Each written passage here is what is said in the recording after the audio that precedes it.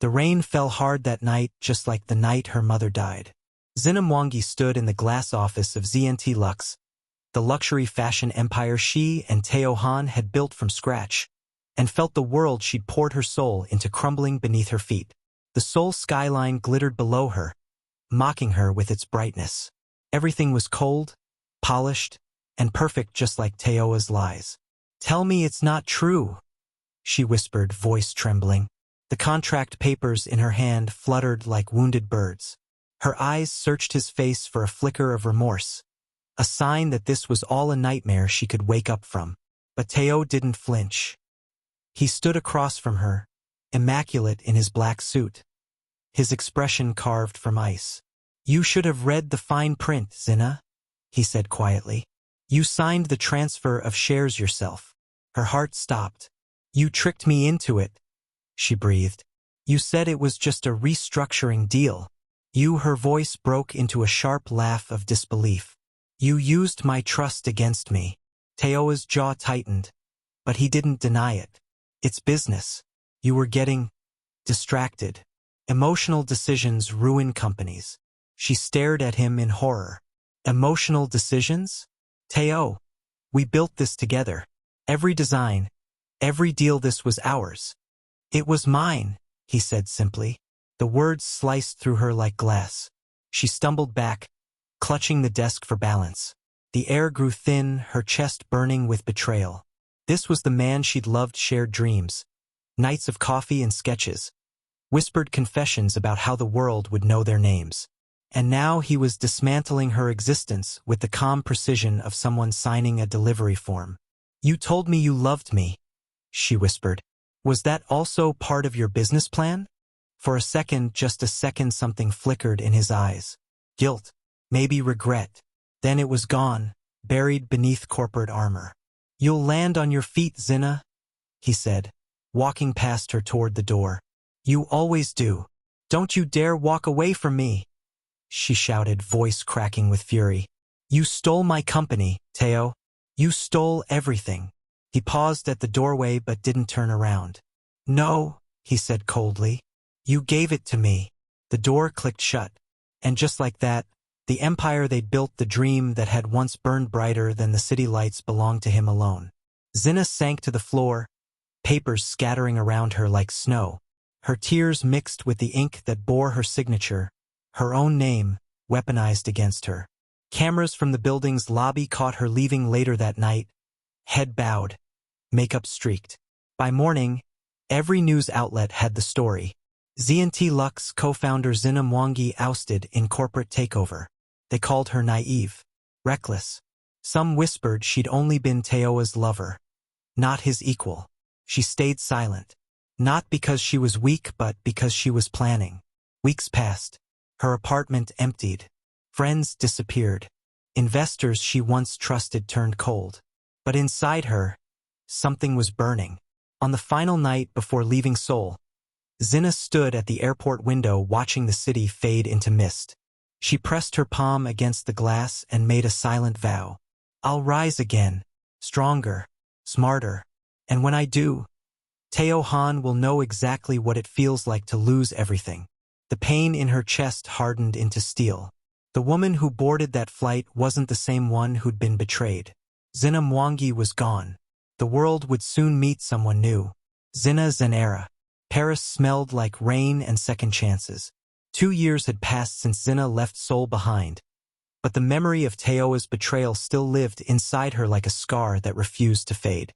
The woman who once wept in airport bathrooms now walked the marble corridors of Zinna Global Headquarters, her heels clicking like a war drum. The office was nothing like ZNT Luxe. Where that company had been glass and cold, Zinna Global was art and warmth. African motifs adorned the walls. Fabrics from Ghana, Nigeria, and Kenya draped alongside Korean silk. The brand carried her soul, her fusion, her story, and now, it was one of Europe's fastest-growing fashion empires. She stood before the panoramic window overlooking the Seine, her reflection fierce and unrecognizable. The soft, naive designer was gone. In her place stood a woman with composure sharpened by heartbreak and eyes that no longer trembled when men underestimated her. Her assistant, Camille, entered with a tablet. "Madame Zinna," she said in her crisp French accent, "Vogue Paris confirmed your feature for next month, and the Seoul International Fashion Gala has officially invited you as a keynote speaker." Zinna froze. Seoul. Her name, her empire, would return to the very city where her dreams were once stolen. She turned slowly, her expression unreadable. "Prepare the press statement," she said. "Zenera Global will attend." Camille's eyes lit up. "The Korean market will love you, madam." "They'll remember me," Zinna corrected softly. "That's all I need." That night, she sat alone in her penthouse, sketching. Old habits never died. Design was her language of healing. Her hand moved swiftly across the page, tracing lines of a gown so bold, so commanding, it could silence a room. The neckline was fierce, the silhouette powerful. It was not a dress, it was armor. Her phone buzzed. A message from Ethan Choi, her chief investor and confidant. "You're working late again. Don't tell me you're designing your Seoul entrance look?" She smiled faintly, typing back. "Maybe. The queen needs a crown." "You already have one," he replied. "You just haven't seen it yet." Zinna's smile lingered. Ethan was charming, patient, and protective in ways that felt foreign after Tae-Oh. Yet she kept her distance not out of disinterest, but fear. Love had once been her weakness.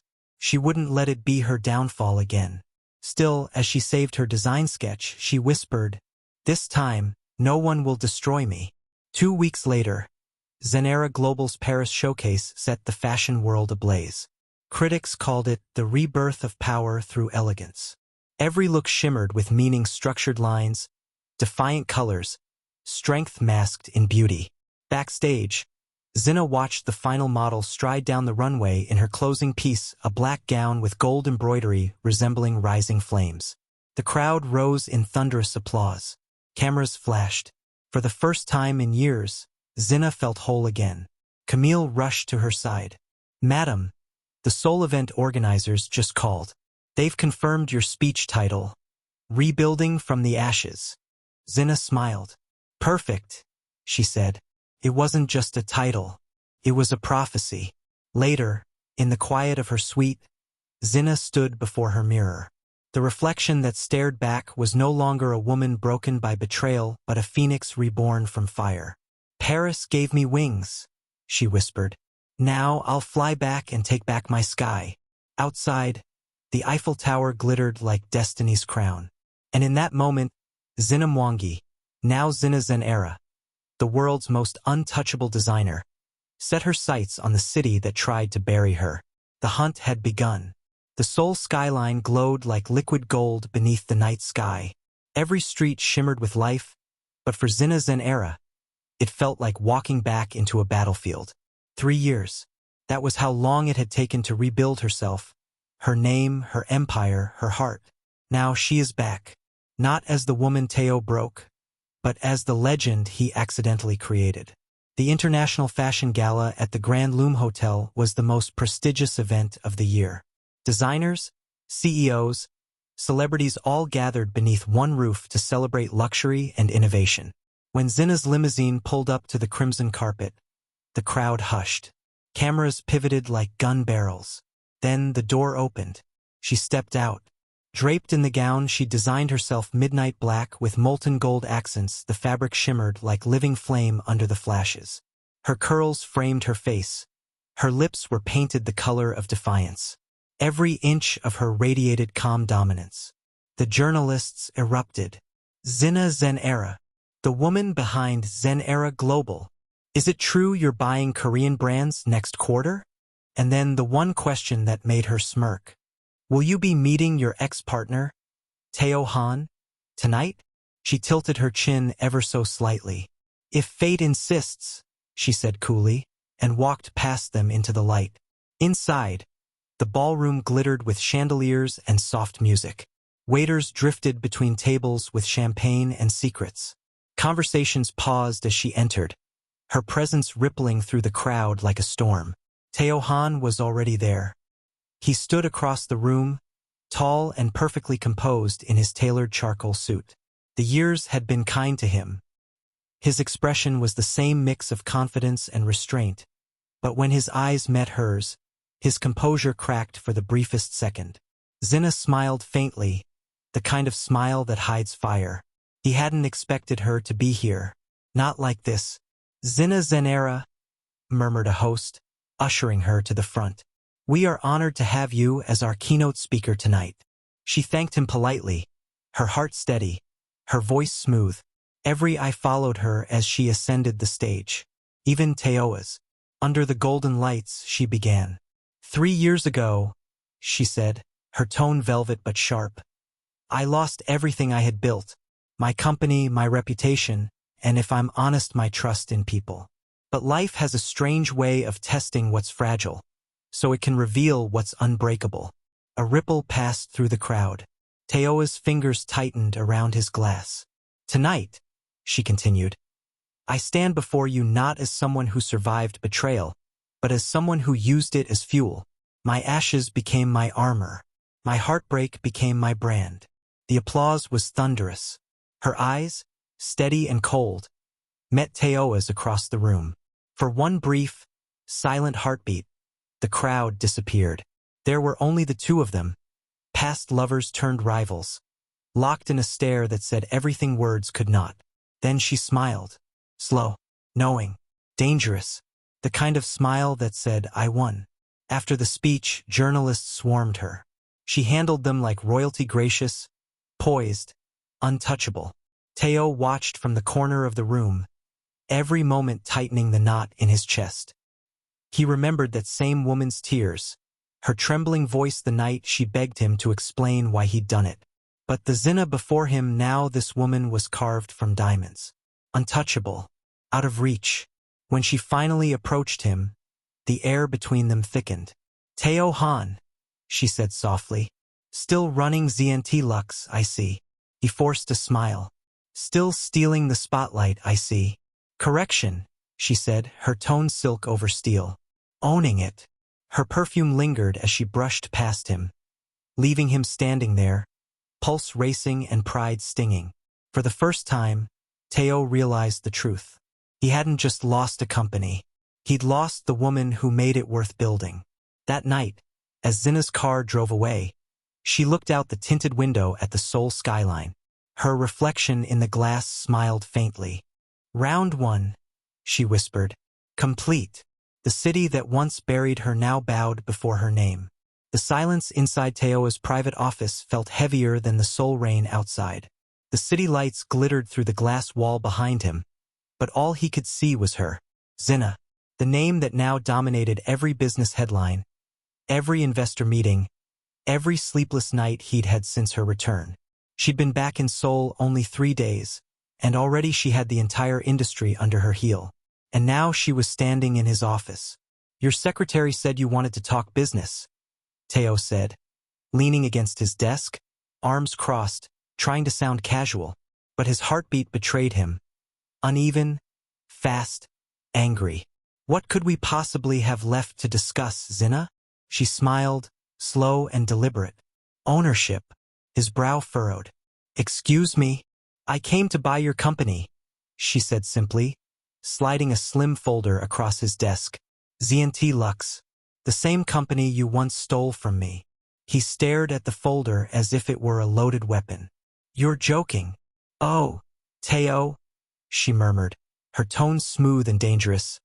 I never joke about money or revenge. He opened the folder.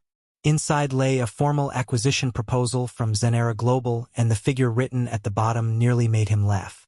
You're offering triple its market value, he said. Why?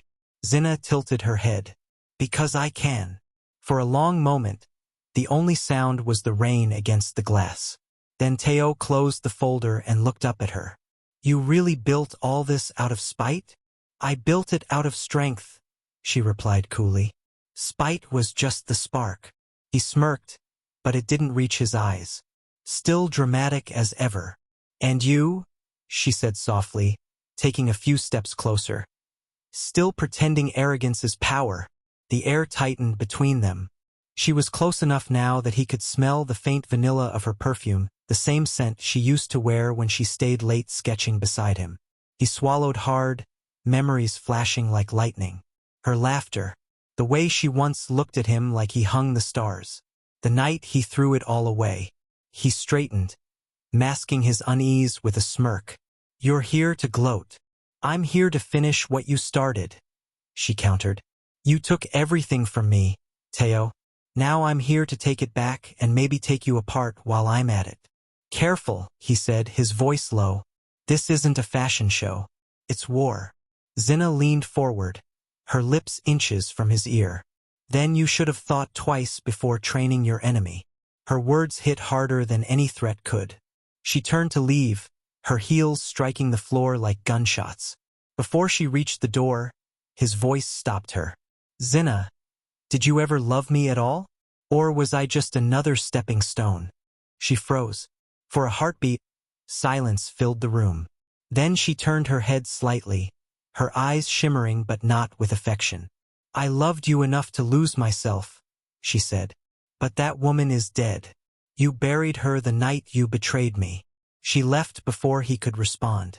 When the door shut, Tae-Oh exhaled shakily and sank into his chair.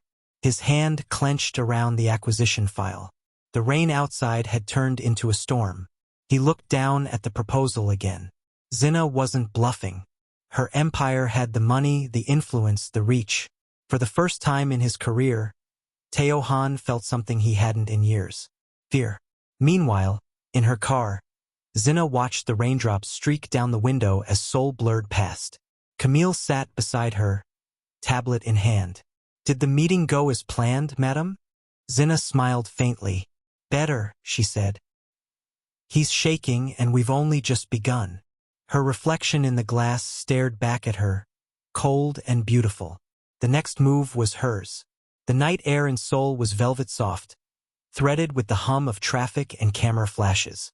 At the Zenera Global Launch Gala, Zinna stood under a chandelier made of crystal and light, every inch the queen she had fought to become.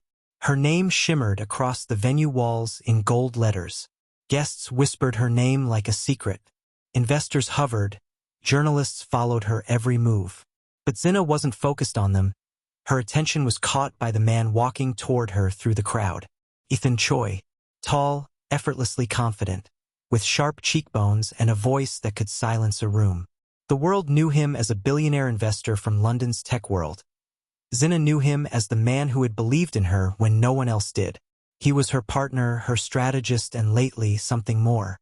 "Still turning heads, Ms. Zenera?" Ethan said with a teasing smile as he approached. His accent, a blend of Seoul and London, rolled smoothly off his tongue. Zinna smirked. "I don't turn heads, Ethan. I make them bow." He laughed, eyes gleaming. "And here I was thinking humility might suit you." "Humility," she said, accepting his champagne, "is for those who haven't been burned." Their fingers brushed briefly, and something in her chest sparked. It was unexpectedly dangerous, even but real. Across the ballroom, Tae-Oh watched. He hadn't meant to come. He told himself it was just business curiosity. But seeing Zinna standing there beside another man smiling, radiant, untouchable, felt like punishment. And when Ethan leaned close to whisper something in her ear, making her laugh, Tae-Oh's jaw clenched so tightly it ached. "Mr. Han," a board member greeted him, snapping him from his trance. "Didn't expect to see you at Zenara's event." "I like to know what my competitors are doing," he replied curtly, eyes still on Zinna, "especially when they're playing with fire." Later that evening, as the lights dimmed and the string quartet began to play, Ethan extended a hand to her. "Dance with me," he said softly. Zinna hesitated for a second, then took it. As they moved gracefully across the marble floor, the world seemed to blur. Her heart, once armored in steel, fluttered. Ethan's hand was firm on her waist, his gaze steady, reverent, not possessive, not calculating, just present. "You're beautiful tonight," he murmured. Zinna smiled faintly. "Tonight," he chuckled. "Every night, but tonight, it feels different. Like the world is finally seeing what I've known all along." From the edge of the dance floor, Tae-Oh's stare was ice. He watched the man's hand on her waist, her laughter, her peace, and it tore him apart. He wanted to look away, but he couldn't. The woman he had broken had risen beyond him, and now she belonged to someone else. His pride said to leave. His heart whispered to fight.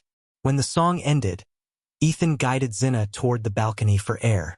The Seoul skyline stretched before them, endless and brilliant. He placed his jacket over her shoulders, his tone soft. "You don't have to keep proving yourself to ghosts, Zinna."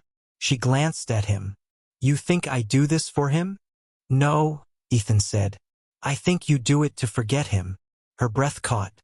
The truth in his words stung and healed all at once. "I'm not ready," she admitted quietly. "Not yet." Ethan nodded, no judgment in his eyes. "Then I'll wait. But I'll be here not as a replacement, but as a reminder of what love looks like when it doesn't hurt." Something in her heart shifted. Zinna turned back toward the city lights, her voice barely above a whisper. "Maybe I'll let you remind me." Meanwhile, from the shadows of the ballroom, Tae-Oh stood watching the two silhouettes on the balcony, the woman he destroyed and the man who now held her trust. His fingers tightened around his glass until it cracked. He had lost her company. He had lost her heart. And for the first time, he realized he might have lost himself too. The morning board meeting at Z&T Lux began like any other polished smiles. Expensive suits, the hum of ambition. But beneath the surface, unease simmered. Tae-Oh Han entered the glass conference room, his movements crisp, his expression composed. Yet his mind was anything but calm. Half the board sat stiff-backed, whispering. The company's stock had dropped for the third week in a row. Reports from Europe hinted that Zinna Global Zinna's company was devouring their market share like wildfire. He took his seat at the head of the table. "Let's begin." Chief Financial Officer Min Jae cleared his throat. "Sir, our Paris distributors have canceled their contracts. They've moved to Zinna Global." A low murmur spread around the table. Tae-Oh's jaw tightened. "Replace them." "We've tried," Min Jae said carefully. "But no one wants to risk upsetting Zinna. He stopped himself, glancing nervously at Tae-Oh. "She's become very influential." Tae-Oh's fingers drummed once against the table. "Influence fades. Power shifts. This isn't permanent." But the words felt hollow in his own mouth. After the meeting, he stood by his office window overlooking Seoul. The city looked different now, colder, harder. Or maybe he was the one who'd changed. He remembered when he and Zinna used to dream in this same office. She'd sketch designs on napkins, scatter fabric samples everywhere, talk about merging African vibrance with Korean elegance. He'd laughed then, called her reckless, and then watched those reckless dreams make him rich. And he had destroyed them. Destroyed her. He ran a hand over his face. The empire he had stolen was splintering piece by piece. Shareholders were restless. Designers had defected. Even the press whispered, "Z&T Lux yesterday's king in Zinna's world." That evening, he met with Du-hwan, his oldest friend and legal advisor. "She's outmaneuvering you, Tae-Oh," Du-hwan said bluntly. "Every investor she wins is one you lose. Every design trend she launches makes yours look stale. You have two choices, merge or fall." "Merge." Tae-Oh laughed, a sharp, humorless sound. "You're asking me to crawl back to the woman I betrayed?" Du-hwan's eyes softened. "Maybe crawling is better than drowning." Tae-Oh slammed his drink down, frustration cracking through the mask. "You don't understand. She hates me." "Maybe," Du-hwan said. "Or maybe she wants you to see what hate looks like when it wears heels and smiles for the cameras." The words struck deep. Across the city, Zinna stood before her own team at Zinna Global's Seoul branch. The office pulsed with quiet confidence, sleek, modern, filled with the scent of fresh fabric and jasmine tea. "Z&T Lux's investors are pulling out," Camille reported. "By next quarter, they'll be vulnerable to acquisition." Zinna's lips curved slightly. "Good. Keep the pressure clean, no scandals, no noise. I don't destroy my enemies with gossip. I do it with excellence." Camille nodded. "And Mr. Han?" Zinna looked up from her sketches, her gaze sharp. "He'll come to me eventually." Pride always breaks before the person does. Late that night, Tae-Oh sat alone in his office. The city lights blurred through the rain-streaked glass. On his desk lay old photos of him and Zinna during their first fashion show. Laughing, holding champagne, unaware of what would come. He picked one up. Her eyes in the photo sparkled with love and trust, things he hadn't seen in her gaze for years. Now those same eyes looked at him like he was a stranger. He whispered to the empty room, "I never meant to lose you."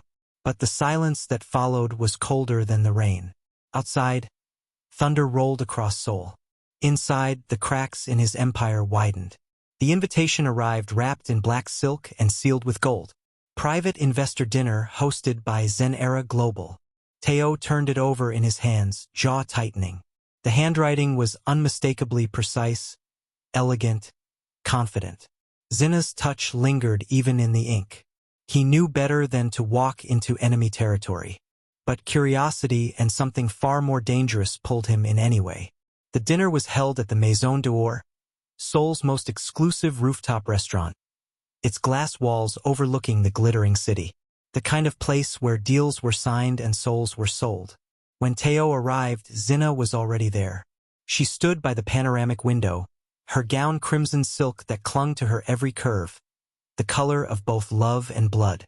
Gold earrings brushed against her neck, her hair a cascade of dark curls. She looked like power itself. "Mr. Han," she said smoothly as he approached. "You came. I wasn't sure your pride would let you." Tae-Oh forced a faint smirk. "I was curious what kind of trap the Queen of Zinna was setting this time." Zinna smiled, pouring 2 glasses of wine. "Good. Then we understand each other." They sat. The table gleamed with candlelight and tension. Around them, other guests laughed quietly, unaware that at this table, a war was unfolding dressed as dinner. Zinna began softly. "Do you remember when we used to dream about expanding to Europe?" He said nothing. She continued, her voice steady but sharp. "You took that dream from me, but I turned it into an empire. My empire." "Congratulations," he said coldly. "You've done well for yourself." "Oh, I've done more than well," she replied, eyes gleaming. "I'm about to own everything you still have left." Tae-Oh's smirk faltered. "You think buying Z&T Luxe will erase what happened?" She leaned in slightly, her perfume intoxicating. "No, Tae-Oh. Owning it will rewrite what happened." As the meal continued, her words flowed like smooth, controlled, deliberate. She complimented him on his ambition, reminded him of his brilliance, then sliced him apart with calm precision. When the toast came, she raised her glass. "To the man who taught me that betrayal can be a blessing." Laughter rippled from nearby tables. Tae-Oh's fingers tensed around his glass, his pride stinging. "Careful," he said quietly. "Public humiliation doesn't suit you." "Neither did heartbreak," she shot back. The waiter poured more wine, and before he could respond, another guest arrived, Ethan Choi. He walked straight to Zinna, kissed her hand, and greeted her with effortless charm. "Sorry I'm late, love," he said. "The investors from Paris wouldn't stop calling." "Love." The word echoed like thunder. Zinna smiled, eyes never leaving Tae-Oh's. "You're just in time," she said sweetly. "We were talking about the past." Ethan chuckled. "I hope the past knows it's no match for the future." The message was clear. Every move she made tonight was calculated to show Tae-Oh exactly how powerless he'd become. And it worked. His composure cracked for the first time. "So this is what it's about," he said slowly. "Parading your new lover in front of me?" Zinna's smile didn't falter. "It's not a parade, Tae-Oh. It's a presentation. You like business, don't you? Consider this my new partnership." She stood, lifting her wineglass in one graceful motion. "To succeed," she said. "To move forward," Ethan added. Tae-Oh's gaze darkened.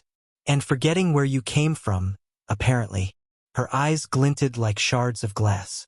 "Oh, I could never forget. My past built my empire. And my pain." She paused, her voice soft, lethal. "My pain built me." The room went silent for a moment too long. Tae-Oh stood abruptly, his chair scraping against the marble floor. "Enjoy your empire, Zinna. But remember, every queen eventually faces her fall." Zinna tilted her head, unshaken. "And every king forgets sometimes. It's the queen who decides when that fall begins." The next morning, headlines blazed across the industry. Zinna Global CEO publicly destroys rival at investor dinner. Zinna and Ethan Choi, the new power couple dominating luxury fashion. Behind the scenes, Zinna's team quietly executed her real plan. By leveraging the exposure from the dinner, Zinna Global secured two of Zinna Lux's largest shareholders. By sunrise, Zinna owned 60% of Tae-Oh's company. He didn't know it yet, but she had just taken the throne. That night, Zinna stood on her penthouse balcony, looking down at the glittering city below. Camille approached quietly. "Was it worth it?"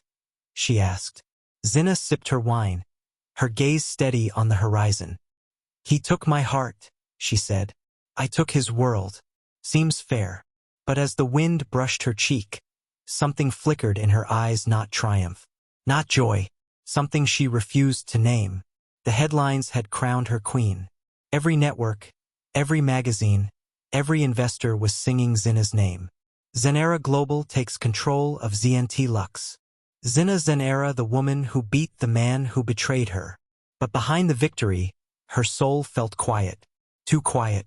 It was past midnight when Zinna walked through her penthouse alone. The city glittered beneath her floor-to-ceiling windows, but the light didn't reach her eyes. The scent of lilies, the ones Tae-Oh used to buy her after every fashion show, filled the silence. She told her assistant to stop ordering them. Yet somehow they still arrived every Monday. She stood by the window, clutching a glass of wine, her reflection staring back at a flawless woman in silk and diamonds, the picture of triumph. But when she looked closely, she saw the truth. Beneath the flawless exterior was a woman still haunted by one face, one voice. Meanwhile, across the city, Tae-Oh sat in his office surrounded by chaos. Papers strewn across his desk, phone buzzing with investors' demands, lawyers' warnings. The empire he built, stolen, was crumbling. He'd always believed he could outsmart anyone. But Zinna wasn't anyone. She had turned the game he taught her into a weapon. And she'd won. Still, when he closed his eyes, the only thing he saw wasn't the company he lost. It was her, the way she used to laugh, the way she looked at him before he shattered everything. He whispered into the dark, "What have I done?" The next morning, Zinna arrived at Zinna Lux headquarters, now her property. Every eye followed her as she walked through the glass doors, heels clicking, expression unreadable. Executives whispered, cameras flashed. The woman they once dismissed now owned their legacy. Tae-Oh was waiting in the boardroom. He stood tall, composed, wearing his usual armor of confidence. But his eyes told another story. "Congratulations," he said, voice controlled. "You won." Zinna gave a cool smile. "I didn't come to gloat, Tae-Oh, just to inspect what's now mine." He stepped closer, lowering his voice. "So that's it? You destroy me, and that's your closure?" She met his gaze. "Closure was what I begged for when you stole everything from me. This," she gestured around the room, "this is justice." Their eyes locked, tense, electric, unspoken things flickering between them. "Justice," he repeated softly. "Or revenge?" She didn't answer, because even she wasn't sure anymore. Later that day, Zinna walked through his old design studio. The sketches on the walls were faded versions of her ideas, her colors, her textures, her innovation. Every corner screamed of her ghost. In the back drawer of his old desk, she found something unexpected, a small black notebook. Inside sketches, her designs, her handwriting replicated in his. But there were other pages too, pages she'd never seen. Drawings of her face, notes about her preferences, dates marked with quiet apologies. And at the very end, one simple line, "Every success feels empty without you in it." Her hand trembled slightly as she closed the book. For the first time, her certainty cracked. That evening, Tae-Oh arrived at her office unannounced. Rain streaked down his suit, his expression unreadable. "I'm not here to fight," he said quietly.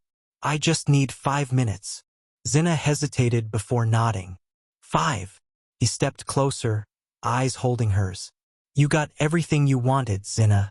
Power, success. But I need to know." His voice softened.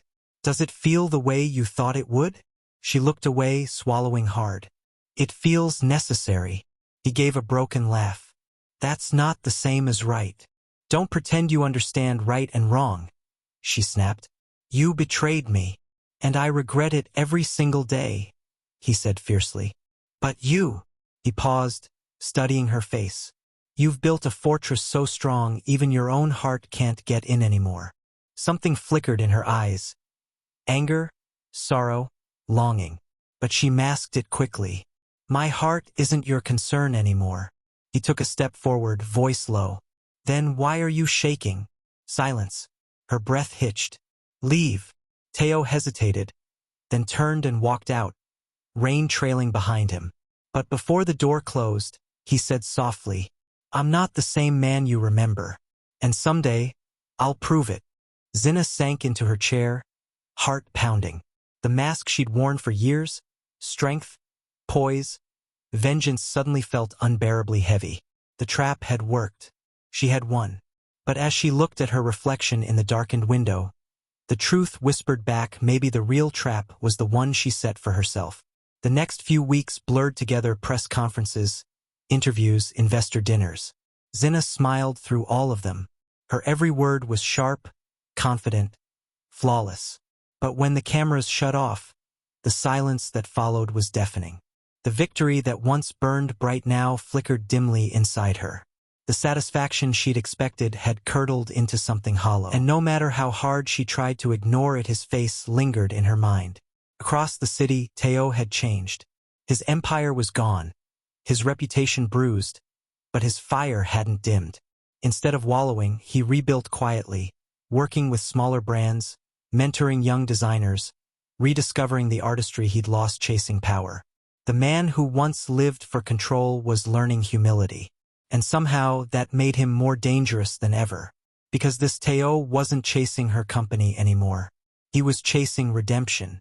Zinna was reviewing new designs late one night when Camille burst into her office, face pale. "Zinna, you need to see this." She handed her a tablet. On screen, breaking news. Zinna Global's Korean operations under investigation for financial misconduct. Zinna's eyes narrowed. "That's impossible." Camille hesitated. "It's Tae-Oh's former CFO, Min-jae. He leaked documents to the press claiming Zinna manipulated market data during the acquisition." Zinna's heartbeat quickened. "He's lying." "I know," Camille said, "but it's spreading fast. The board's demanding an emergency meeting." Zinna stood, fury and disbelief colliding. "Someone's setting me up." That night, she stormed into Tae-Oh's office. He looked up from his desk, surprise flickering across his face. "You did this?" she accused. "You're behind the smear campaign." He frowned. "What are you talking about?" She threw the tablet on his desk. "Don't play innocent. You lost your company, so now you're trying to drag me down with lies." He picked up the tablet, scanned the headline, then looked at her with quiet disbelief. "Zinna, I had nothing to do with this." Her jaw tightened. "You expect me to believe that?" "Yes," he said simply. "Because if I wanted to destroy you, I wouldn't use lies, I'd use the truth." That stopped her cold. He stood, stepping closer.